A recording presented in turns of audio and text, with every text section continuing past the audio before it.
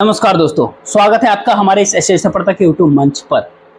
दोस्तों, महाराष्ट्र कैडेट के आईएएस अधिकारी पूजा खेड़कर की बतौर यूपीएससी प्रतिभागी और आईएएस कैडर उनकी सदस्यता यूपीएससी ने रद्द कर दिया। अब वो आईएएस अधिकारी नहीं रही और न ही भविष्य में किसी भी परीक्षा प्रणाली का वो हिस्सा बन सकती है। लेकिन ऐसे में सवाल एक उठता है कि आखिरकार वो कौन था जिसके कारण यूपीएससी के चेयरमैन रहे मनोज जी को इस्तीफा देना पड़ गया। यूपीएससी के चेयरमैन यानी फकीर बन गए, यानी साधु अब बनने जा रहे हैं, ऐसा खबर आ रहा है। झोला मंडल उठाएंगे, लेकिन झोला उठाने के पीछे क्या पूजा खेड़कर का पूरा मामला था?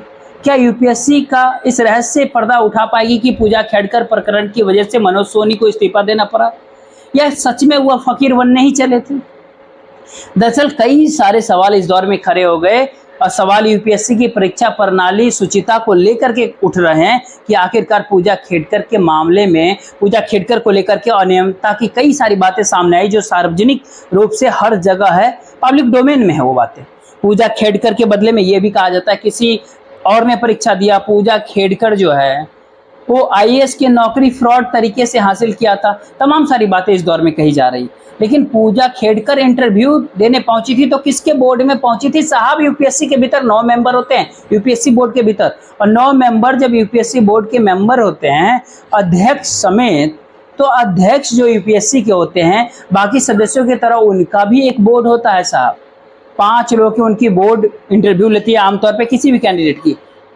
जो पीटी और मेंस क्वालिफाई करने के बाद जब वो इंटरव्यू बोर्ड तक पहुंचते हैं, 5 लोगों की बोर्ड होती है और उस बोर्ड की अध्यक्षता यूपीएससी के 9 सदस्यों में से कोई एक व्यक्ति कोई करता है।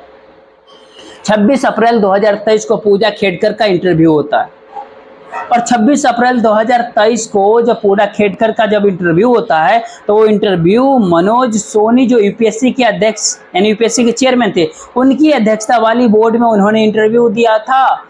मनोज सोनी के अध्यक्षता वाली बोर्ड में पूजा खेड़कर ने इंटरव्यू दिया और न्यूज पोर्टल के भीतर जो खबर चलती है उसके ऊपर अगर यकीन करे तो फिर 275 नंबर के इंटरव्यू यूपीएससी के इंटरव्यू के भीतर पूजा खेड़कर ने पता नहीं कौन सी ऐसी प्रतिभा दिखाई थी मनोज सोनी और उनके बोर्ड मेंबर्स को कि उस बोर्ड में उस इंटरव्यू में करीब 67% मार्क्स, करीब 2/3 मार्क्स पूजा खेड़कर को दिया गया था।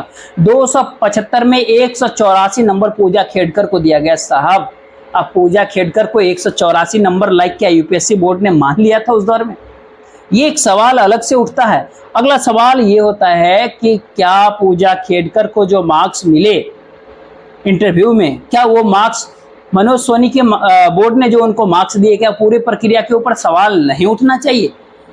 जिस अधिकारी को अधिकारी होने का दर्जा यूपीएससी ने खत्म कर दिया कि उनके इंटरव्यू के भीतर इतने सारे तगड़े नंबर आने वाले व्यक्ति को दायरे में, वो जांच के दायरे में उन नहीं आने चाहिए। 2017 में मनोज सोनी जो लंबे समय से वो बताए जा रहे थे यूपीएससी बोर्ड का मेंबर उनको बनाया गया था, और 2017-18 से वो इंटरव्यू लेते रहे हैं। 2023 में वो चेयरमैन बना दिए गए थे यूपीएससी का। 26 अप्रैल 2023 को पूजा खेड़कर का इंटरव्यू उन्होंने बतौर यूपीएससी सदस्य या फिर चेयरमैन जो भी कह ले उस बोर्ड की अध्यक्षता किया था जिस बोर्ड में उनका पूजा खेड़कर का इंटरव्यू हुआ था। अब 275 में 184 नंबर आप अगर देखें तो करीब 67% के आसपास ये नंबर होता है। आमतौर पर यूपीएससी के बेस्ट कैंडिडेट में से किसी कैंडिडेट को 60-65% मिलता है। 65-70 तक अगर किसी को मिल जाता है तो बहुत बड़ी बात मानी जाती है कि अमुक कैंडिडेट को यूपीएससी बोर्ड ने 65-70% तक मार्क्स पहुंच दिया। लेकिन ऐसे में पूजा खेड़कर साहब, पूजा खेड़कर की प्रतिभा इतनी ज्यादा और इतनी जबरदस्त है कि अध्यक्ष मनोज सोनी की अलग अलग पोर्टल पे जो दावा किया जा रहा है कि उनको 184 मार्क्स दिए गए। 184 मार्क्स देने वाले बोर्ड के चेयरमैन को क्या वो जांच के दायरे में उनको लाया जाएगा क्या? दरअसल जांच के दायरे में लाए बिना तमाम तरह के सवाल उठने शुरू हो गए। सवाल इस दौर में इसलिए भी खड़े हो गए, क्या आप देख रहे हैं कि यूपीएससी की तैयारी करने वाले या फिर उनके मुद्दे की तरफ जो कोचिंग इंस्टीट्यूट जो चल रहे हैं, उस कोचिंग इंस्टीट्यूट में मानकों का पालन नहीं होने की वजह से आम छात्रों की जान जा रही है। जितना ये मामला उछल रहा है पूजा खेड़कर और मनोज सोनी के इस्तीफे का मामला उठना था, वो मामला भी महत्वपूर्ण है। जो ओल्ड राजेंद्र नगर है या दिल्ली मुखर्जी नगर है, उसके ऊपर तमाम सारे यूपीएससी कोचिंग चल रहे हैं। तमाम तरह के अलग अलग दिव्य दृष्टि रखने वाले और बड़े कीर्ति वाले लोग की कोचिंग इंस्टीट्यूट भी इस दौर में बंद हो रहे हैं, बेसमेंट सील किए जा रहे हैं। लेकिन यूपीएससी के भीतर जो बेसमेंट बन चुका है साहब, यूपीएससी ने जिस प्रकार की गड्ढे की बात उसके अंदर से सामने कर, क्या उस गड्ढे के ऊपर से कभी पर्दा हटेगा? क्या एक साफ सुथरी परीक्षा प्रणाली की तरफ यूपीएससी लेकर के जाएगी? ये सारे सवाल तब तक साफ नहीं होगा, इस सवाल का जवाब तब तक नहीं मिल पाएगा जब तक मनोज सोनी के इस्तीफे के ऊपर उनके पीछे की परतों का खुलासा नहीं किया जाएगा।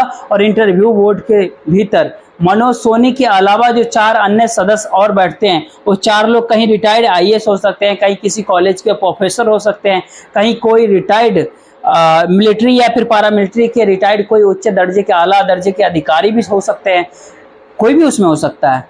वो डीआरडीओ से हो सकता है, किसी मंत्रालय से बुलाए गए अधिकारी हो सकता है, किसी मिनिस्ट्री का हो सकता है। जो इंटरव्यू उस पैनल के इंटरव्यू के पैनल के हिस्सा बनने के लिए जिसको बुलाया जाता हो सकता है। तो ऐसे में सवाल उठता है कि क्या केंद्रीय प्रशासनिक प्राधिकरण जो या फिर सर्वोच्च न्यायालय के आदेश से इस बात की कोई कभी जांच हो पाएगी कि मनोज सोनी के बोर्ड ने 67% के करीब 184 नंबर कैसे पूजा खेड़कर को दिए? लोगों को नंबर इतने मिलते हैं, कई बार हो सकता है किसी को 70-72% भी आ जाते हैं, लेकिन पूजा खेड़कर को 67% नंबर मिला, जो 60-65% नंबर अपने आप में चमत्कार कहा जाता है। आप पूजा खेड़कर को इतने सारे नंबर अगर मिलते हैं तो ये सवाल तो उठना लाजमी है। और सवाल इस दौर में इसलिए भी उठेगा क्योंकि इसकी जांच नहीं करवाई जा रही, इस पे पर्दा डालने की कोशिश की जा रही है।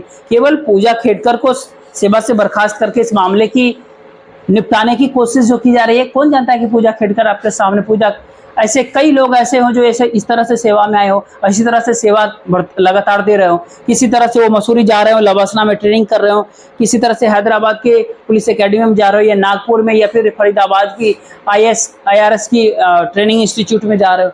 कौन इस बात को जानता है साहब? आखिर हो क्या रहा है? आखिर पूजा खेड़कर के मामले की बात, इसके ऊपर अगर जांच ना हो और जांच की शुरुआत अगर वहां से न की जाए तो ये इंटरव्यू बोर्ड ने सवाल कैसे पूछे गए, जवाब क्या दिए, नंबर कैसे आए सारे? सबसे पहले उस बोर्ड के बचे हुए 4 सदस्यों को बुलाकर इस जांच एजेंसी को बात करनी चाहिए। तमाम गोदी मीडिया के लोगों को भी इस बात को पता करना चाहिए कि कौन 4 लोग थे जो मनोज सोनी के अलावा भी उस बोर्ड मेंबर के हिस्सा थे। स्वाभाविक सी बात है कि हमें नहीं पता कि इसमें कितनी शालीनता थी या कितनी संलिप्तता थी।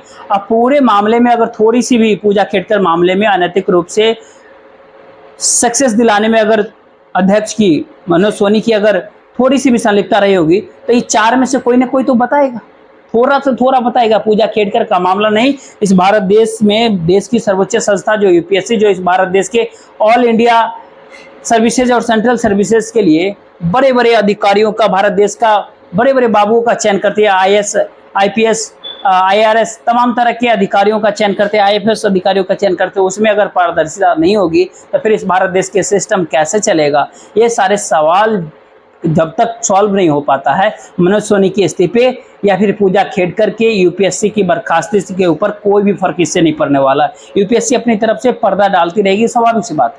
जिस संस्था में गड़बड़ी होती है उसमें पर्दा डालने की कोशिश की जाती है। यूपीएससी कोई जांच इंक्वायरी बैठाएगी नहीं, मतलब कोई इस तरह की जांच अगर नहीं होती है, जांच इंक्वायरी अगर नहीं होगा, यहाँ पे न्यायपालिका जांच बढ़ाएगी या फिर कौन बैठाएगा? जो भी बैठाएगा उनको बैठाना चाहिए।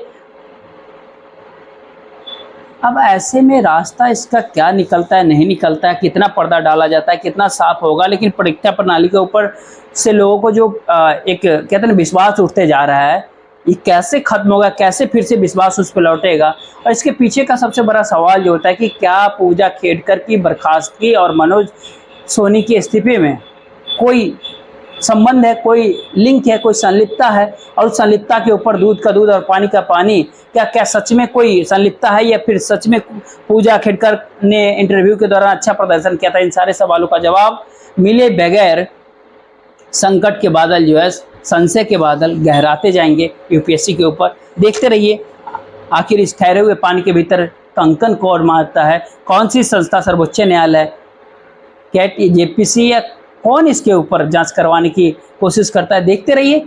बाकी इस वीडियो को ज़्यादा से ज़्यादा लोगों तक शेयर कीजिएगा, वीडियो को लाइक कर लीजिएगा और चैनल को सब्सक्राइब जरूर कीजिएगा।